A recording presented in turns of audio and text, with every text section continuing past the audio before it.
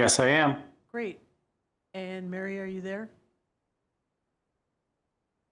Yes, I am. Perfect. All right then.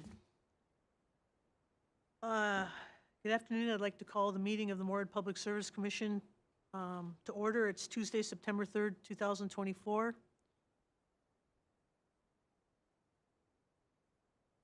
Commissioner Mary Daly will be participating in this meeting via interactive television from 718 Mound Avenue, Mankato, Minnesota 56001, which location is open and accessible to the public during the meeting. Thank you. Moorhead Public Service Commission welcomes and encourages customer input on issues listed on the agenda or of general water, electric, utility interest. Time and commission permitting. Speakers are limited to 3-minute presentations. Customers wishing to address the commission regarding a specific agenda item will be afforded an opportunity during the discussion of that item. Customers wishing to speak on matters not listed on the agenda will be given the opportunity to do so under the heading Customers to be Heard and/or Recognitions. Each person requesting the opportunity to speak is asked to fill out a request to speak form located in the back of the room and presented to the administrative assistant in attendance at the meeting. Any follow-up or feedback will be done by email on anything that cannot be resolved this evening. I entertain a motion to approve the agenda. So moved. Second. Motion by Daly, seconded by Paulson to approve the meeting's agenda. Gilbertson? Aye. Baker? Aye. Paulson? Aye. Daly? Aye. Thompson? Aye. I now entertain a motion to approve the consent agenda. So moved. Gilbertson. Second.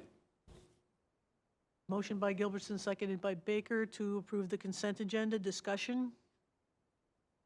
Seeing none. Gilbertson? Aye. Baker? Aye. Paulson? Aye. Daly? Yes. Thompson? Yes.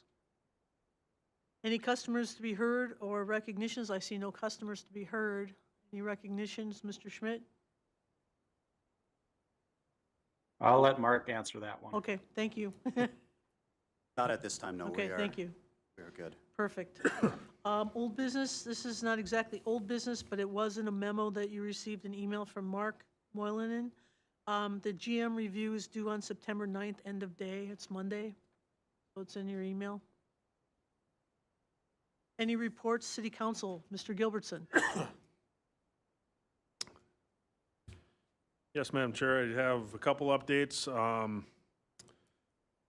It's the Greater Moorhead Days from September 5th to the 15th. The parade is Friday, 6th, I believe, along 20th Street. Along with the parade, there's a medallion hunt, half-off canoe and kayak rentals, special editions of Moorhead Cruise Night and Farmers Market. And in relation, it's in the extra from last Thursday. The City of Moorhead is going to take on the redevelopment leadership. It's taking over leadership of downtown redevelopment with the completion of the Roars Development Pre-Development Agreement to help revitalize the Center Mall area. There'll be more to come on that front. That's all I've got. Hey, thank you so much.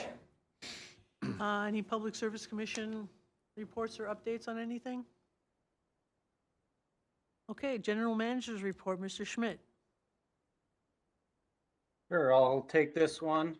We've got in your packet tonight, we've got the GM report, so our second quarter strategic plan updates are in there. I'll let you guys peruse through the verbiage that I've got, and I just wanted to note a couple items more in the dashboards piece of the strategic plan updates. Within that, overall second quarter was pretty good on the electric side. We had peaks less than our expected set points, which helps with the offsetting some purchase power costs. We also, from a financial perspective, electric division is doing pretty good through Q2.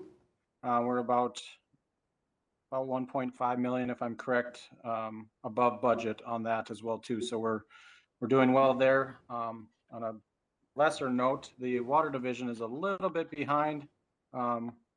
Typically we see some water sales in the summertime or part of the summertime, but with the amount of rain we had, it's been a little less than normal. Plus, with the water quality on the Red River, there's been some increased chemical cost needs for treating the water as well. So we're roughly about, I'd say about $20,000 less than budget on that as well too. One key thing to look at in the dashboards, the IT division has updated their dashboard, so there's some really good information within there. And over Q2, we didn't have any safety issues, no close calls or lost days there. Water division, of course, we talked about it. They're fighting a battle with the quality on the Red River and seeing some increased costs from that as well too.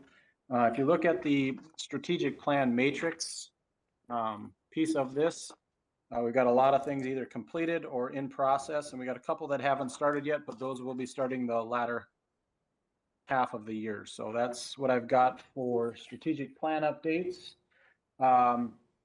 Last week on Monday, if I'm correct, we had to run the generation for the Centennial generation station. We were requested by Southwest Power Pool and MRES to turn that on. It was on for a couple hours just to help shore up the grid for the need of the forecast for wind had fallen off earlier than expected, or wind generation, I should say, had fallen off earlier than expected. And then I'm going to have Mark Pritchard come up and speak to the award we won at the state fair for best or water test tasting that we had. So Mark, I'll have you come up and speak to that. Sounds good. Thank you, Travis. Mark Pritchard, Water Plant Manager. As General Manager Travis had mentioned, we did win first place at the State Fair's Tap Water Taste Test. So each year at the State Fair, it's usually on the first day or two of the Great State Get-Together. They have various entries throughout the state from multiple municipalities submit about a gallon of their finished water for the taste test. And out of 23 entries to that competition, Moorhead Public Service did win first place. So that is particularly meaningful for the operations staff. As Travis had mentioned, the river has been exceedingly difficult to treat this year. Chemical costs have been an issue for us this year. We have seen higher than average hardness for about 7 of the months of this year so far. We have cracked new records as far as amounts of chemicals amount of chemicals used per million gallons treated. So it is particularly challenging, and this is a meaningful accolade to the staff over at the plant given those challenges. Wow, that's amazing.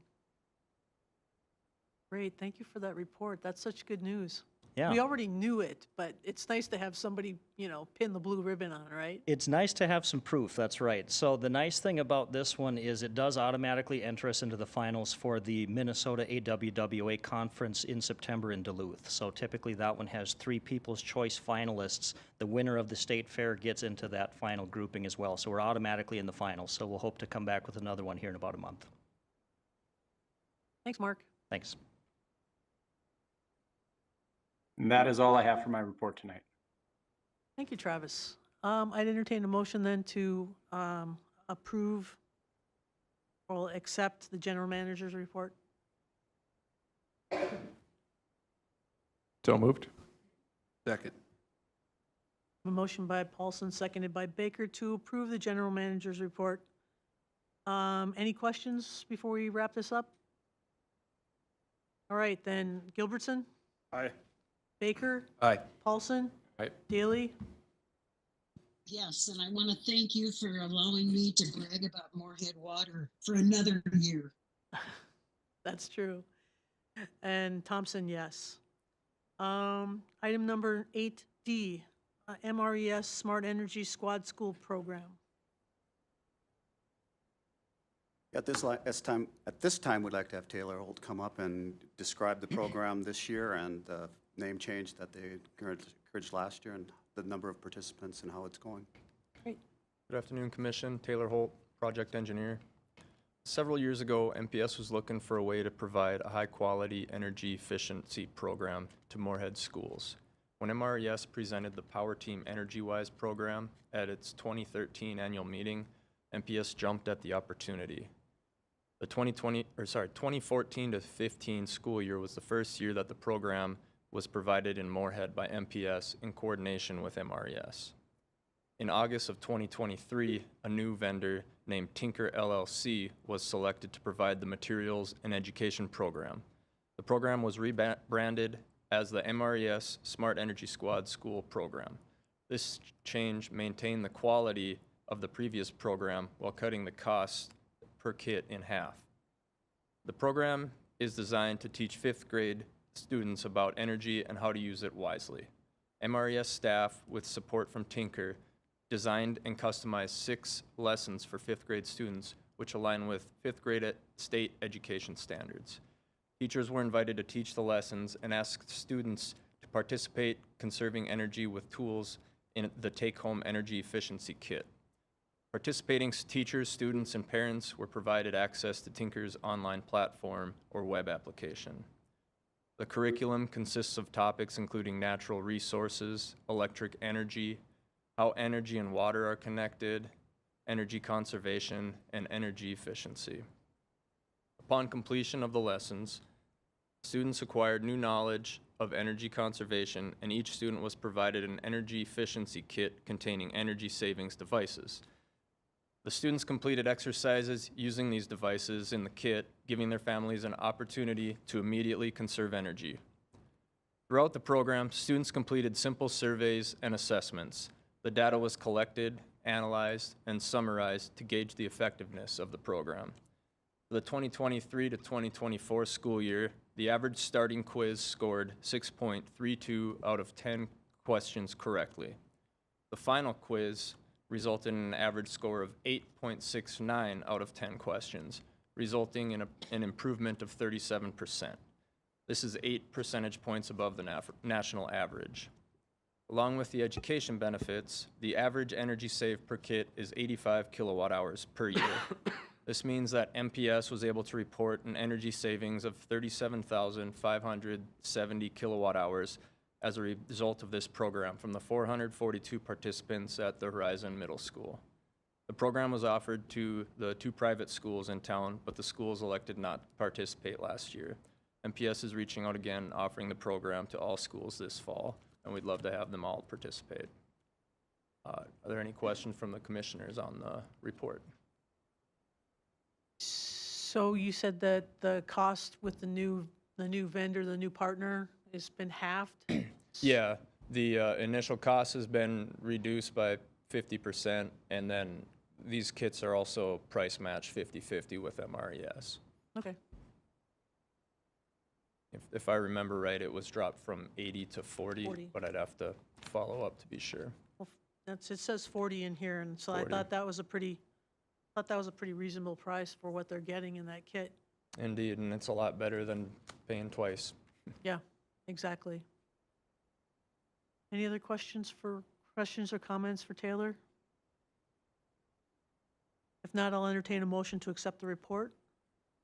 So moved. Gilbertson. Second. Daily.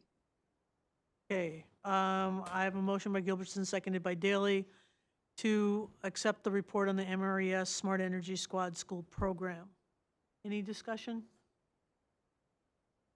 Okay, Gilbertson. Aye. Baker. Aye. Paulson. Aye. Thompson. Aye. Daley. Aye. Okay, great. 8E, regional electric rates. You taking this, Mark? Yes, I will. At this time, as part of our annual budget process, and this time every year, we go out and we analyze MPS's rates and compare them to those in the region. And this year, we have Adam Benhart doing a presentation on how MPS's rates compare to other entities within this region. Good afternoon, Adam Benhart, Construction Manager. The report on the 2024 regional electric rates shows how MPS electric rates compared to the other electric utilities in our area. The rate structures of each utility vary greatly, which makes it difficult to do straight-up comparisons. While MPS's rates fit on a few pages within our brochure, other utilities' rate books are over 300 pages long. This report simplifies this by using a monthly average usage for each of the 4 rate classes. This calculation converts all the different rates to an average dollars per month number for each customer class class to show regional competitiveness. The results of the analysis show that MPS continues to be a regional leader by offering the lowest rates in all 4 classes. This continues to show the value of public power within our community.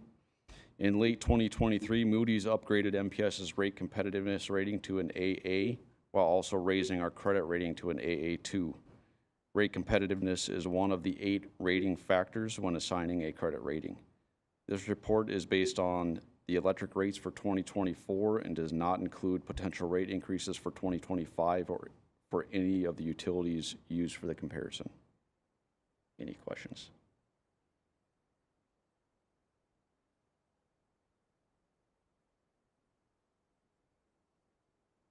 Questions or comments?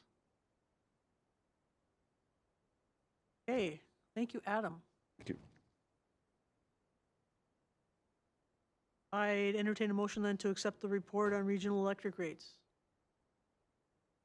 So moved. Second. Okay, was that you, Paul? Yeah. Right. Motion by Baker, seconded by Daly to accept the report on regional electric rates. Discussion? Seeing no discussion, Gilbertson, Aye. Baker, Aye. Paulson, Aye. Daly, Yes. Thompson, yes. Okay. Oh, this item. Item number 11, lead service line replacement pilot project. Yeah, at this time, I'd like to have Mr. Jake Long come up and describe the project, how the grant funding will be working, and who the bid was awarded to for the final construction. Thank you, Mark. Jake Long, Water Distribution Manager. As Mark mentioned, the item in front of you tonight is the recommendation to award the bid for the MPS 2024 lead service line replacement pilot project. The award of this contract is contingent upon final approval by the Minnesota Public Facilities Authority. This project consists of replacing 10 private lead service lines, and these 10 lead lines were identified during 2023's water main replacement projects. And during that time, the public portion of the service line was replaced during the replacement project, and this pilot project will replace the remaining private portions of the lines, which will eliminate any partial replacements. MPS has prepared applications through the Minnesota Public Facilities Authority Drinking Water Revolving Fund, and funding has become available through the bipartisan infrastructure law and state of Minnesota matching funds. Right now, we're currently in the process of working through the agreement with the Minnesota Public Facilities Authority, and due to all these, the private service lines being entirely private, it'll ultimately result in a reimbursable grant for 100% of the project costs, and that includes all construction, administrative and engineering expenses. Bids were opened on August 20th, 2024, and MPS received 3 qualified bids. MPS staff and Apex Engineering Group reviewed the bids and recommend the award to the lowest qualified bidder, to Randall's Excavating, in the amount of $136,577. Also shown on the attached bid tabulation sheet. Randall's has successfully completed work for MPS in the past and has demonstrated that they can complete this project as specified. As I mentioned earlier, the final agreement and cost of the pilot project will be 100% reimbursable through the PFA and are contingent upon their final approval. Kind of the next step in the process for this project pending MPS Commission and City Council approval will be going back to the customers with an agreement that between MPS and the customer. That agreement was reviewed with Attorney John Bolger, and we'll be setting up a pre-con and hopefully going to explain the project, set up some dates, and visit with the customer to get that agreement signed. So at this time, I'll take any questions. Mr. Gilbertson. Thanks, Madam Chair. Jake, Was it budgeted or was there an estimate that MPS came up with prior to the bids coming in? This one is a little tricky just due to kind of this project not, with it being more funded through some of the PFA. We figured we'd see a range of bids. As shown on the bid tabulation sheet, there was quite a range, but we were kind of thinking around that 150 just due to it. A lot of these contractors, we kind of anticipated bidding it, don't usually get involved as much with these types of, with some of the paperwork and extra federal funding and things like that. So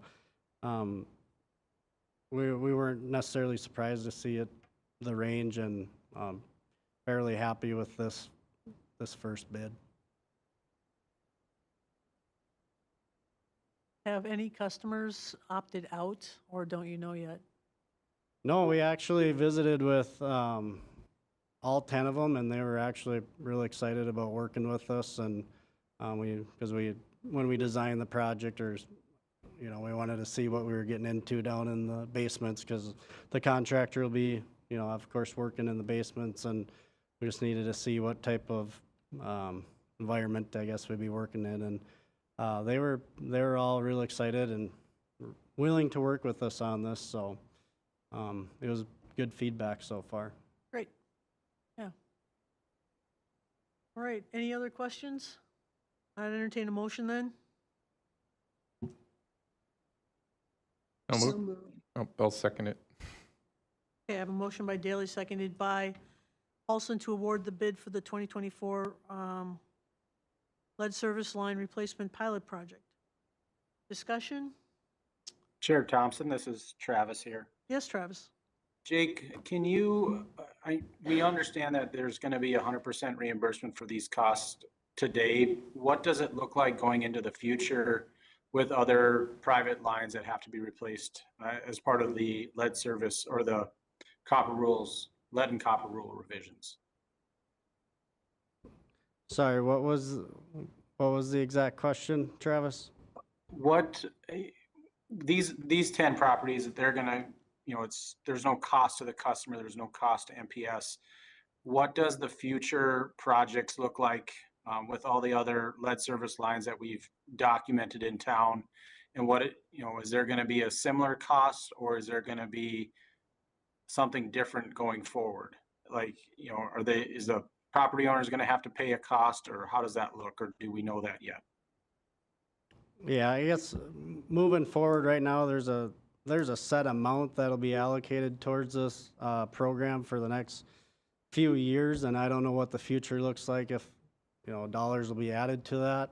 But for right now, planning for the future, next year's projects, we already have a couple dozen in mind that would fit this same scenario with this year's water main replacement projects. So we've documented those ones in this year's projects areas, and we'll plan on, after we get through this pilot project, if we learn different things that worked well and what didn't, we'll make those revisions and then plan to put out another project more towards this winter, so we can maybe get some additional bids and not so much towards the middle of the summer. So, but as far as cost goes, right now, everything I've seen, it should be the same as long as it's the private side. There would be some cost share if MPS replaced the public portion during this, or with this program.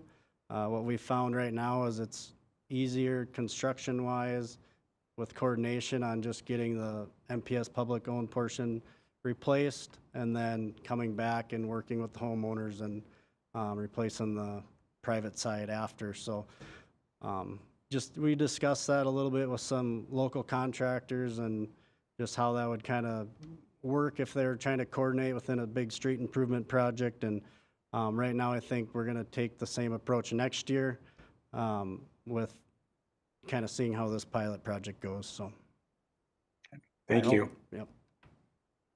Quick question. How many more possible lead pipe replacements might there be in the future?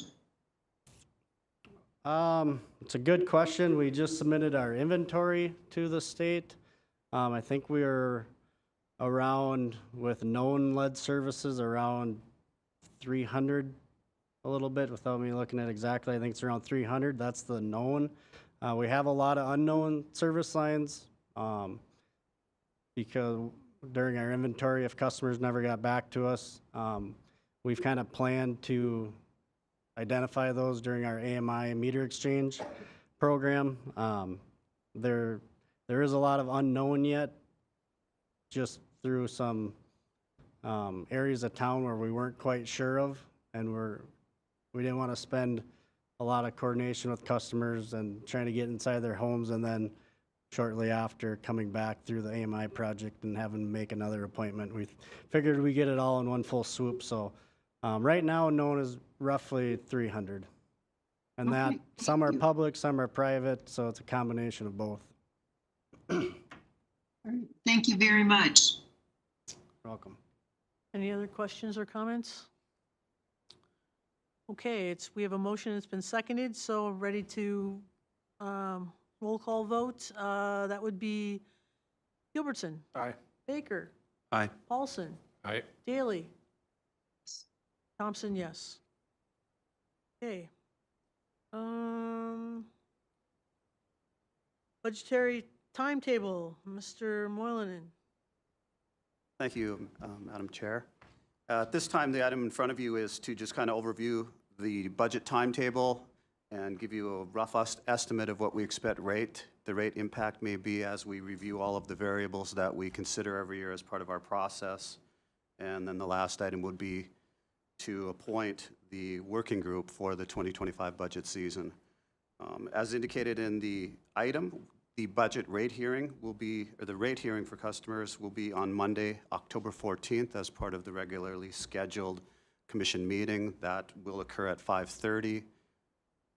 And the rates will be determined after staff reviews all of the different items that we consider for both electric and water. The main ones are our purchase power costs on the electric side, our transmission costs, the reimbursements we'll get from participating in the Southwest Power Pool transmission grid. That helps offset some of our transmission costs. The transfer payments that will be made to the city from both entities, and our capital projects, as well as any related financing that may result from them. We just did a major bonding this year, so we don't anticipate bonding within the next couple of years, but again, depending on what comes up as we go through our budget work groups and see what projects come up, that may change. But high likelihood there will not be any bonding in the 2025 budget season. Preliminary estimates show that based on the purchase power cost increases we're going to be receiving from WAPA and MRES, we'll be looking at somewhere between 0 and 4% for the electric side. Roughly, it'll probably be in the 2 to 3, maybe close to 3.5 as we get firmer into it, depending on how some of our capital project work continues or takes place over the next couple of years. We have had a couple projects go a little bit slower than anticipated, and we're a little bit behind on those, which don't require some funds, so our reserves are quite healthy right now, but we'll have to see what the impact will be if we get back on schedule. From the water side, we do know that rates will probably be between 2 and 6%.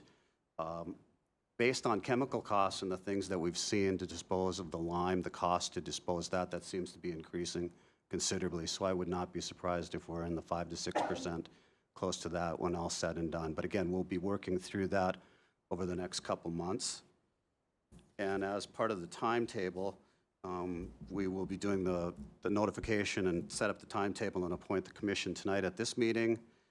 Between now and October 15th or October 14th, we hope to meet with the budget working group. All of the managers will be putting together their information to present to the working group in anticipation of the October 14th rate hearing. And then at that point, there'll be a 30-day customer comment period. And depending on the meetings that are held in November, there may be 2 meetings with possible budget updates. And for sure, there will be an update on December 3rd or 17th, depending on what meetings occur during those periods. The final approval will be presented to you to consider at the December 17th meeting. And those rates, if there are any changes, will go into effect January 1. And so at this time, I think the last thing you need to do is to set up the working group for 25. And last year's working groups were Commissioners Heidi Durand, Mr. Joe Paulson, and you as chairperson. Right, and we've got a slate of individuals to comprise that budget work group. Any questions right now for Mr. Moylanen? Okay, then I have a motion that I'd like to propose. Motion to approve the proposed budget timetable, appoint Commissioners Paulson, Baker, and Gilbertson to the budget work group, and set Monday, October 14th at 5:30 for the rate hearings. Who'd like to make that motion? I think you just did, didn't you? Yeah, I don't typically do that, but I wanted to make sure I got all the i's dotted and the t's crossed. Second? I'll second it daily. All right, thank you. So, motion by Thompson, seconded by Daly, to approve all of the above. Any further discussion? All right, seeing none. Gilbertson? Aye. Baker? Aye. Paulson? Aye. Daly? Yes. Thompson, yes. There'll be no executive session. Upcoming meetings will be September 17th, which is when we'll be doing the GM review, if that works out. Be great if everybody could make it to that. Otherwise, probably have to push it to October 1st. Not. So I'd entertain a motion to adjourn. So moved. Second. Motion by Daly, seconded by Gilbertson to adjourn tonight's meeting. Gilbertson, Aye. Baker, Aye. Paulson, Aye. Daly, Yes. Thompson, yes. Meeting's adjourned. Thank you all for coming and your input. Appreciate it. Have a good day.